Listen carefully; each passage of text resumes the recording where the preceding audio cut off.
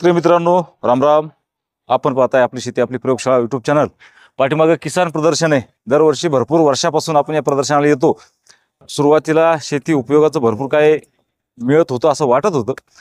त्यानंतर थोडा कल दुकानदार जास्त आणि होलसेलर जास्त असा होत आलेला आहे.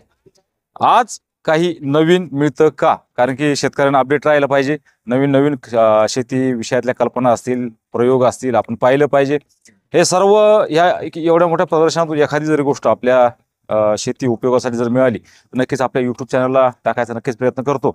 आजचा पहिला दिवस किसान प्रदर्शनाचा आहे.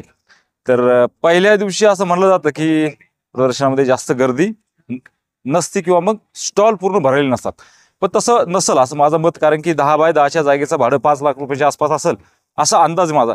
आणि तेवढं जर असेल तर एक दिवस वाया कोणी घालणार नाही. जे काही विक्रेता मंडळी असेल किंवा मग माहिती देणारी मंडळी असेल तर नक्कीच आजचा पूर्ण दिवस बघितल्यानंतर तुम्हाला व्हिडिओ टाकतो. नक्कीच या संबंधित काही जर नवीन बघायला मिळालं त्याचाही व्हिडिओ टाकतो.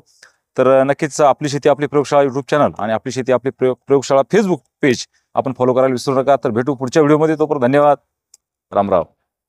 शेतकरी मित्रांनो, आज किसान प्रदर्शनाचा पहिला दिवस आहे. पूर्ण जवळजवळ 4.5 तास आपण या किसान प्रदर्शनामध्ये फिरलेलो आहोत.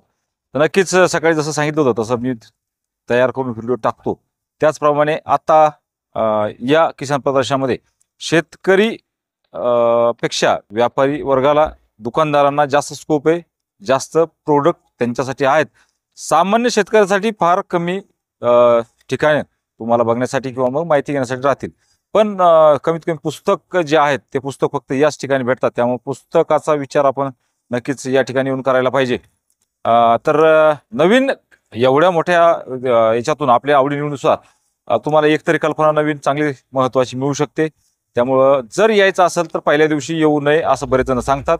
पण मी पहिले सांगितलं होतं की 5-5, 10 बाय 10ची जागा 5-5 लाख रुपये जेव्हा त्याचं भाडं आकारलं जातं त्यावेळेस नक्कीच पहिल्या दिवशीपासून ते लोक हजर राहतात. आणि आतापर्यंत तिसऱ्या चौथ्या दिवशी जे आपण येत होतो ते आज पहिल्या दिवशी आपण आलो तर गर्दी खूप कमी. तिसऱ्या चौथ्या दिवशीपासून गर्दी फार जास्त. त्या कारणानं पहिल्या दिवशी जर येता आलं तर नक्कीच तुमच्या फायद्याचं राहील. कारण की मी आतापर्यंत ह्याच कारणामुळे दुसऱ्या तिसऱ्या दिवशी येत होतो. पण गर्दीच्या हिशोबाने विचार जर कराल तर पहिला दिवस चांगला आहे हे आज मी तुम्हाला सांगतो.